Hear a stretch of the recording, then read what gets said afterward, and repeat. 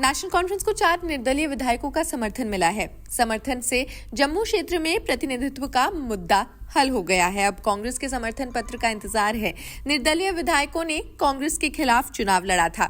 जम्मू कश्मीर में national conference को 4 निर्दलीय विधायकों का समर्थन मिल गया है, जिससे पार्टी को बहुमत का आंकड़ा पार करने में मदद मिली है।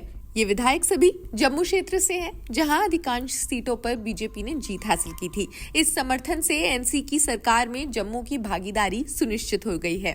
एनसी के उपाध्यक्ष ने बताया कि कांग्रेस के समर्थन पत्र मिलने की बात चल रही है। उन्होंने कहा, जैसे ही कांग्रेस का समर्थन पत्र मिलेगा, हम उपराज्यपाल से मिलने जाएंगे। जो 4 निर्दलीय विधायक एनसी को समर्थन दे रहे हैं, वो कौन है? इंदरवल से प्यारेलाल शर्मा, चंबे से सतीश शर्मा, चौधरी मोहम्मद अकरम सुरनकोट से और रामेश्वर सिंह बनी से। ये सभी जम्मू क्षेत्र से हैं, जहां की 43 में से 29 सीटों पर बीजेपी ने जीत हासिल की थी।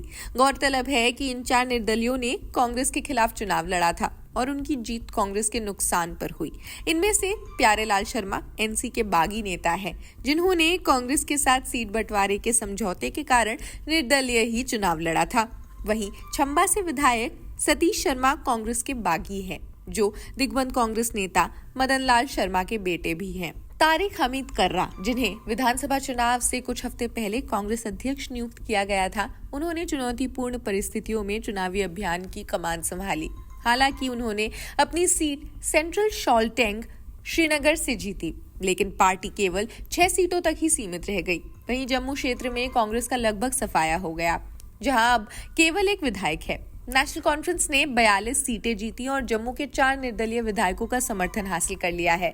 इससे 90 सीटों वाली विधानसभा में वो बहुमत के आंकड़े 45 से आगे निकल गई है। अब कांग्रेस से समर्थन पत्र का इंतजार किया जा रहा है। कर्रा ने कहा, इस चुनाव का उद्देश्य बीजेपी को सत्ता से दूर ही रखना था, क्योंकि हम अपनी कुछ शक्तियां अधिकार तो खो ही चुके हैं, जिन्हें वापस पाना है। राज्य का दर्जा और हमारी जमीन और नौकरियों पर अधिकार वापस लेने का संघर्ष जारी रहेगा। उन्होंने चुनावी नतीजों पर कहा, कांग्रेस के प्रदर्शन की गहराई से समीक्षा की जाएगी, लेकिन पार्टी सरकार में शामिल होगी, क्योंकि हम गठबंधन में हैं। जब एनसी द्वारा अनुच्छेद 370 की बहाली की मांग के बारे में पूछा गया, तो कर्रा ने कहा, हमें साथ बैठकर ये देखना होगा कि किन मुद्दों पर सहमति बन सकती है। राज्य का दर्जा वापस लाना हमारा सबसे बड़ा एजेंडा है और हम उस पर लड़ाई भी जारी रखेंगे। खैर, इस खबर में बस इतना ही।